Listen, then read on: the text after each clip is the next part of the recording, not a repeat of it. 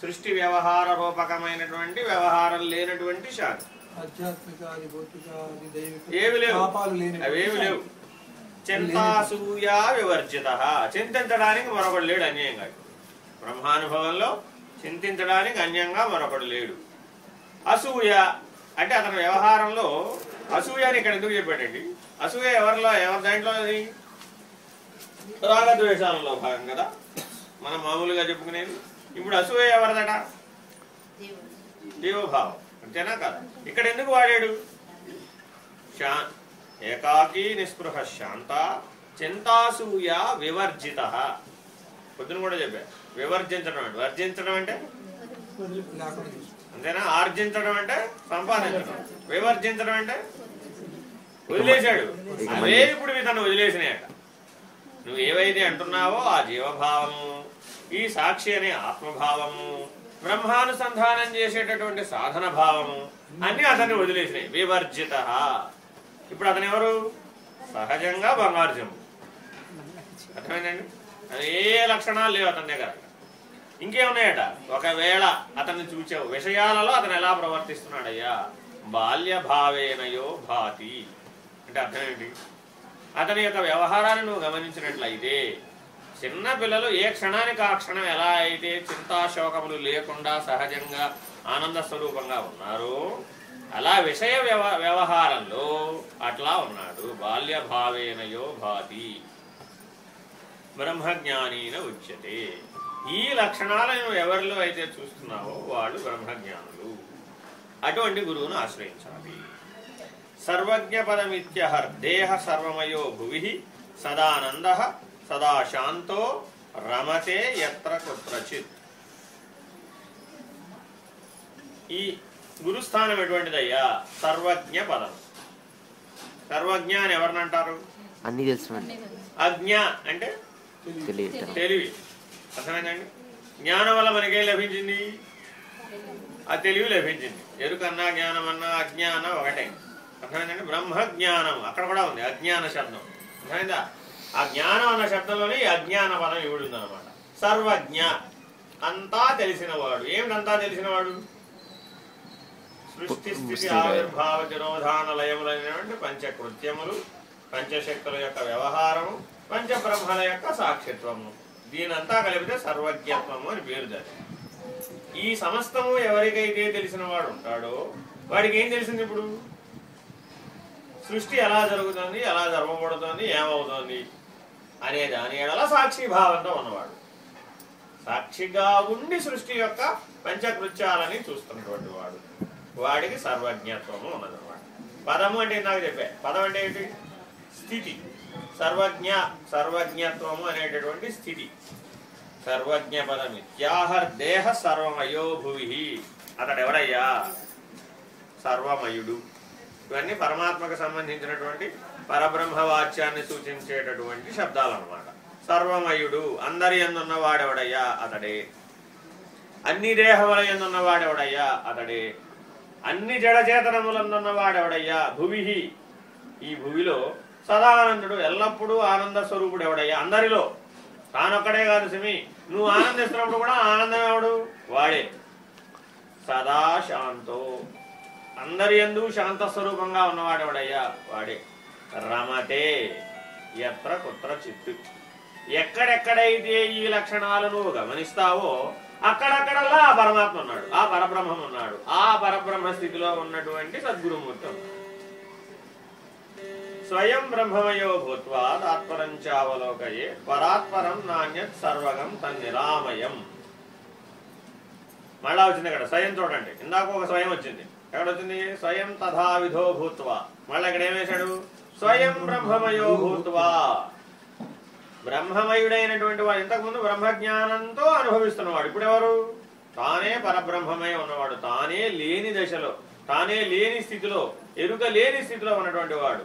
అతడెవడయ్యా? స్వయం బ్రహ్మమయో భూత్వా. బ్రహ్మాండ కాలాన్ని దాటినటువంటి వాడు. అన్ని భూతముల ఎడలా కూడా ఎలా ఉంటాడు? ఇప్పుడు స్వయంగా ప్రవర్తించగలిగే సామర్థ్యం ఉన్నటువంటి వాడు. తత్పరం చావలోకయే అంటే తత్తుకు పరమైనటువంటి వాడు. పరతత్వం అని అంటున్నాం అనమాట. ఆ పరాన్ని తెచ్చి పెడితే పరతత్వం అవుతుంది. బ్రహ్మజ్ఞానం వరకు మాట్లాడితే తత్పదం వరకే బ్రహ్మజ్ఞానం. పరబ్రహ్మస్థితికి వచ్చేటప్పటికి పరతత్వం అనాల్సిందే. తత్పరంచ అవలోకయే, అటువంటి పరబ్రహ్మస్థితిని అవలోకనం చేస్తున్నటువంటి వాడు తత్వాతీతము.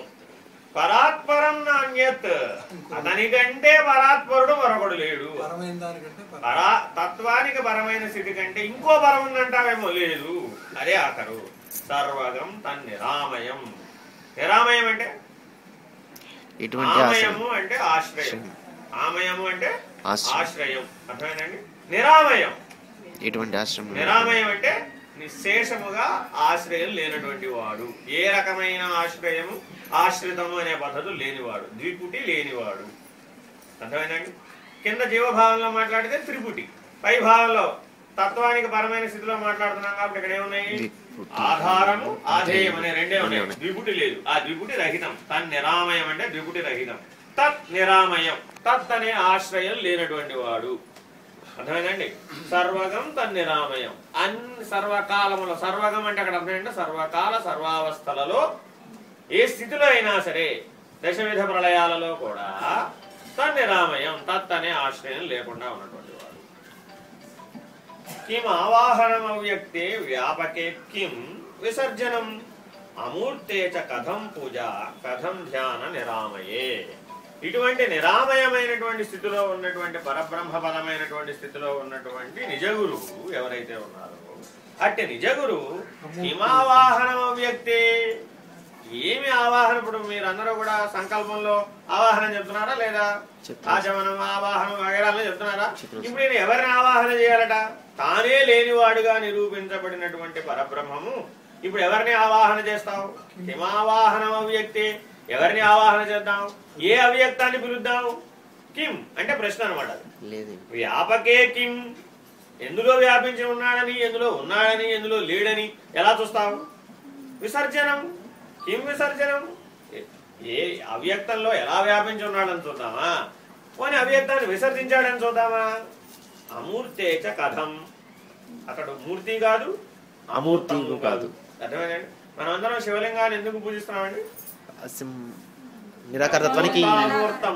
అది రెండు ఉన్నాయి, దాంట్లో రెండు లక్షణాలు ఉన్నాయి. అక్కడ వస్తువు లేదా? ఉంది. నీలాగా ఉందా? లేదు. అర్థమైందండి? మూర్తి లేదా? ఇప్పుడు అక్కడ ఉంది, కానీ అది అమూర్తం కాబట్టి అది నిర్గుణానికి చిహ్నం అనమాట. అందుకని అందరినీ శివలింగాన్ని పూజించమని చెప్పాడు. అమూర్తేచ కథం, పూజా కథం. ఇప్పుడు దేన్ని ధ్యానం చేయాలి, దేన్ని పూజించాలి, దేని ధ్యానం నిరామయే. ఆ నిరామయ స్థితిలో ఉన్నటువంటి వాడికి ఏ సాధనలేవి లేవు. సహజంగా తానే పరబ్రహ్మమై ఉన్నాడు. తుర్యస్వరూప పరిపూరిత దివ్యభావో సర్వ ప్రపంచ సృజనాత్మక శక్తియుక్తౌ ధ్యానైక గోచర విశిష్ట విశేషతత్వౌ శ్రీదేశికేంద్ర చరణం శరణం ప్రపద్యే. ఆయన స్వరూపం ఏమిటయ్యా? తురీయ లక్షణమే ఆయన స్వరూపము. పరిపూరిత దివ్యభావో, ఆయన యొక్క అన్ని చేతలలో కూడా ఆ బ్రహ్మజ్ఞానానుభవమే వ్యక్తమవుతూ ఉన్నటువంటి చర్యలు కలిగినటువంటి వాడు. అతని యొక్క ప్రతి చర్య ఏదో ఒక జీవికి ఈ సృష్టి యొక్క పరిణామంలో ఏదో ఒకరికి సహాయం చేయబడుతూ అతనిలో ఉన్నటువంటి దివ్య జ్ఞానం మేల్కొల్పబడుతూ ఉంటుంది. అతని చర్యల వల్ల అతని యొక్క ప్రతి చర్య కూడా లోక కళ్యాణకారకమే అయి ఉన్నది. దివ్యభావో సర్వ ప్రపంచ సృజనాత్మక శక్తి యుక్తౌ, అతనుకున్నటువంటి ఈ అధికారం ఏమిటంటే దివ్యాధికారము, తనకున్నటువంటి దివ్య జ్ఞానానుభవ ప్రభావం చేత సర్వ ప్రపంచం జడ చేతన విమర్శ అనేటువంటి భేదం లేకుండా సృజనాత్మక శక్తియుక్తవు, నూతనమైనటువంటి ఆవిష్కరణను నీలో మేల్కొల్పగలిగినటువంటి సామర్థ్యం ఉన్నటువంటి వాడు. ఏమంటే ఇప్పటి వరకు నాకంతా అజ్ఞానమే కదా అని అనుకోవక్కర్లా. ఇటువంటి మహానుభావుడి యొక్క ఆశ్రయం చేత, శరణాగతి చేత అతను ఉన్న స్థితి నుంచే సహాయం చేసేటటువంటి వాడు కాబట్టి ఆ కాలాతీత స్థితి నుంచే సర్వజ్ఞ పదం, పరబ్రహ్మ పదం అనేటటువంటి స్థితి నుంచే సహాయం చేసినప్పుడు నీకేమవుతుంది? ఇప్పటి వరకు లేనటువంటి జ్ఞానం నీలో ఆవిష్కరించబడుతుంది.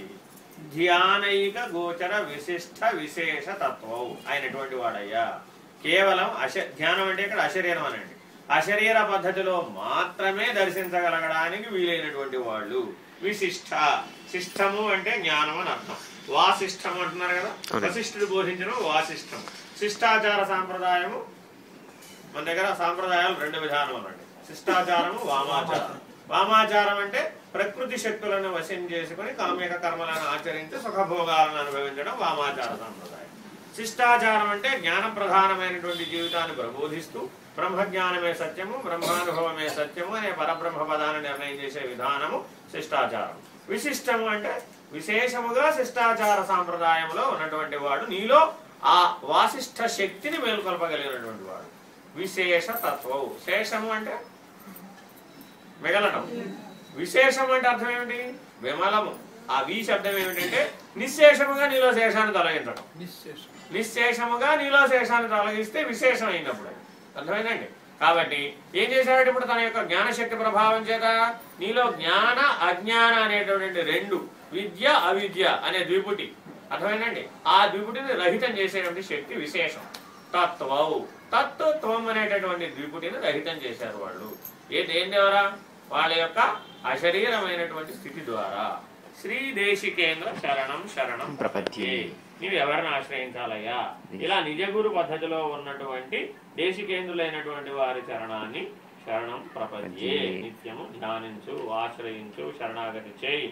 అటువంటి కాలాతీతులైనటువంటి మహానుభావులు తారసిల్లినప్పుడు వారిని ఆశ్రయించి అనుసరించి బ్రహ్మజ్ఞానాన్ని పొందు. సాయిరామ్.